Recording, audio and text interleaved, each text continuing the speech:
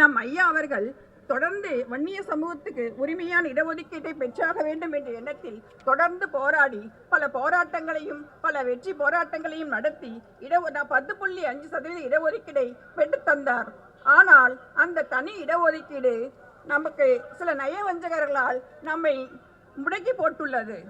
மீண்டும் வன்னியர்களுக்குரிய 10.5% ஒதுக்கீட்டை சட்ட ரீதியில் அளித்திட மீண்டும் மருத்துவர் ஐயா அவர்கள் இந்த போராட்டத்தின் மூலம் தமிழக அரசிற்கு வலியுறுத்த இந்த கவன ஈர்ப்பு ஆர்ப்பாட்டம் நமக்கு அறிவித்துள்ளார்கள்.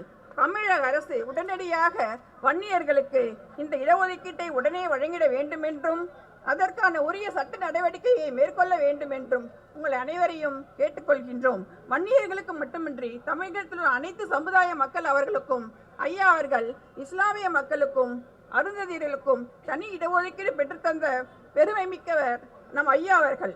தமிழகத்தில் உள்ள சமூக மக்களின் எண்ணிக்கைக்கு தகுந்தாற்போல் இடஒதுக்கீடு கிடைக்க வேண்டும் என்பதற்காகத்தான் சாதிவாரி இடஒதுக்கீட்டை அமல்படுத்த வேண்டும் என்று பல ஆண்டு காலமாக நம் ஐயா அவர்கள் போராடி வருகின்றார்.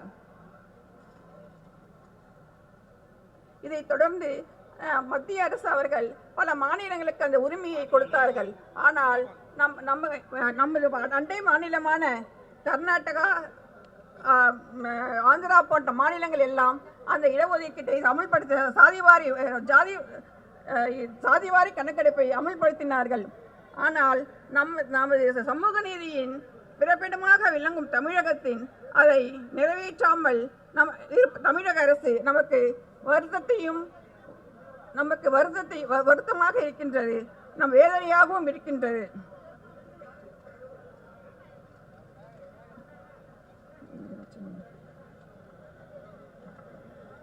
தன் வாழ்நாள் முழுவதும் தன் சமூக மக்களின் நலனுக்காக மட்டுமே செலவிட்ட அவரோடு உடனிருக்க வேண்டியது நம்முடைய ஒவ்வொருவரின் கடமையாகும். ஐயா என்று ஒருவர் இல்லை என்றால் நாம் எல்லாம் யாருமே இல்லை. ஆகவே நம் ஐயாவே நம்முடைய ஒரே தலைவர் ஆவார்.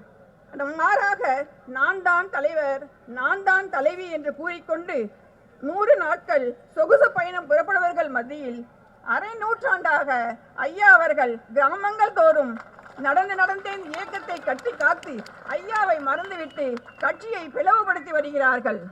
இவற்றையெல்லாம் முறியடிக்க ஐயாவின் கரத்தை வலுப்படுத்துவோ வேண்டும். அன்றைக்கு ஐயா கட்சியை உருவாக்கிய போது சீனிலேயே இல்லாதவர்கள் எல்லாம் இன்று நாங்களே கட்சி என்று சீன் போடுகிறார்கள்.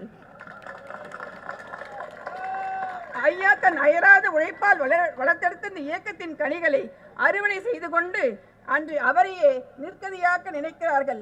அதெல்லாம் இங்கு நடக்கவே நடக்காது.